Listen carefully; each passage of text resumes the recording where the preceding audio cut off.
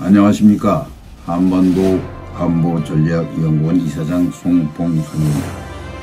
오늘은 김정은 딸 후계설은 추측에 불과하다는 제목을 가지고 방송을 시작하겠습니다. 지난해 말부터 김정은의 딸 김주애가 북한 매체에 공개적으로 계속 등장하자 10여 세에 불과한 나이에 또 국내외 언론들이 김주애 후계설 추측 보도를 하고 있습니다. 김씨 신권 체제인 북한에서 김정은 유고시 권력승계 제1순위는 김정은의 자녀들입니다. 현재까지 김정은의 자녀에 대한 정보당국은 김정은이 부인 이설주와의 사이에서 3명의 아이를 둔 것으로 보고 있습니다.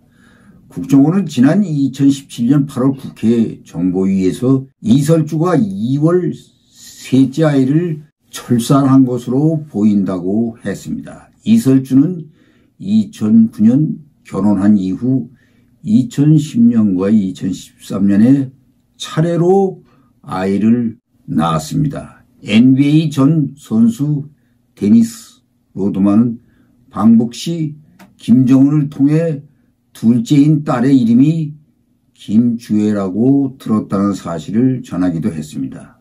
정보 당국 측 소식통은 김정은의 첫째 자녀가 아들이라는 얘기가 나왔습니다. 하지만 첫째와 셋째의 정확한 성별이나 이름은 공식적으로는 내놓지 않고 있습니다.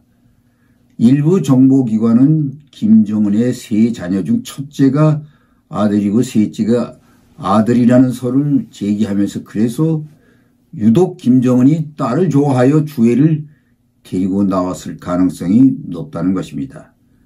북한과 같은 가부장 사회에서 남아 선호와 남자가 북한 사회를 아직까지 지배하는 관계로 딸인 김주애가 후계자가 된다는 것은 추측에 불과합니다. 김정은에게 배다른 자녀가 있다는 주장도 제기되기도 했습니다. 탈북자 출신인 미래한국당 지성호 의원은 지난 21일 북한 내부 사정에 정통한 소식통을 인용해 김정은을 대신해서 통치하는 인물이 누군지 몇 명인지는 불명확하다며 김정은이 이설주와의 사이에는 딸을 다른 여성과는 7세 안팎의 아들을 두고 있어 후계 구도가 복잡해질 수 있다고 말했습니다. 하지만 이 또한 확인된 얘기가 아닙니다.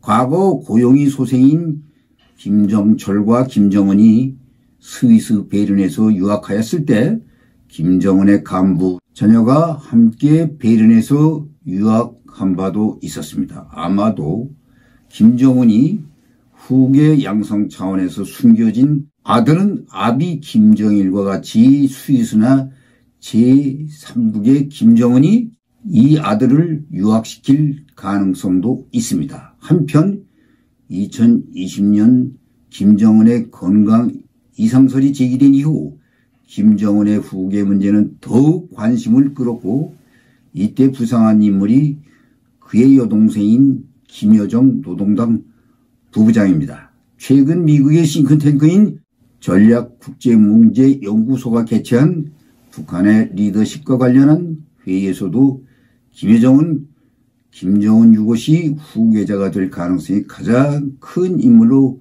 분석했습니다. 그러나 이 또한 추측성 후계설에 불과하고 실제는 이번 각종 캡처 사진에서도 보는 바와 같이 김여정은 김정은 가족 간 거리가 있는 곳에서 멀찌감치 이들을 쳐다보고 있는 점을 고려할 때 좀 다른 분위기입니다.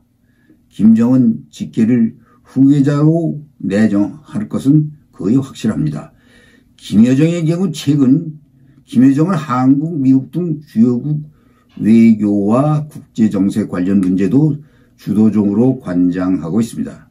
청왕급에 해당하는 당 부부장 지위로 대내외 정치에 막강한 영향력을 행사하고 있는 것은 사실입니다. 김정은의 각종 질환 추측에도 불구하고 아직 30대입니다. 건강을 부각하지만 이 정도 나이는 10년 정도는 건재할 수 있다는 것이 의학의 얘기입니다. 다만 흡연을 과다하게 하고 비만이지만 각종 혈관 질환이나 심장 질환, 고혈압 질환에 의한 사망은 40대 이후에나 치명적인 증상이 나타난 점을 고려할 때 극히 드물게 변사 가능성도 있다고 합니다. 김여정이 백두혈통이라는 특별한 위상을 가졌더라도 당무 전반과 대외 정책에 모두 관여하기 위해서는 최고 지도자의 용인이 있었을 것입니다. 그렇다고 후계까지 결심은 아직까지 이릅니다. 김여정이나 김주애는 여자라는 한계가 있습니다. 북한과 같은 남성 우월 사회는 더욱 그러합니다. 2011년부터 북한을 지배하고 있는 김정은은 그의 친부 김정일이 사망하여 후계자가 되어 절대 군주 역할을 해오고 있습니다. 김정은은 집권 이후 핵무기와 장거리 미사일을 개발하여 한국은 물론 주변 국가 미국을 위협하고 있어 그의 동선과 건강이 항상 후계와 연계되고 있습니다. 김정은의 건강을 위협하는 것은 서술한 바와 같이 여러 가지 요소가 있습니다. 그는 정권을 잡을 당시보다 50kg 정도 체중이 늘어나 현재 130kg의 비만이 되었다는 점과 가계의 유전적 질환이 심장 질환을 앓고 있을 가능성이 있다는 점이 그의 외부 신체에서 발견되고 있어 향후 북한을 안정적으로 통치할 수 있을지 의문이 제기되고 있긴 합니다. 김정은의 심장 질환에 가장 좋지 않은 것은 과도한 흡연이며 여기에 당뇨, 고혈압, 고지혈증도 의심됩니다.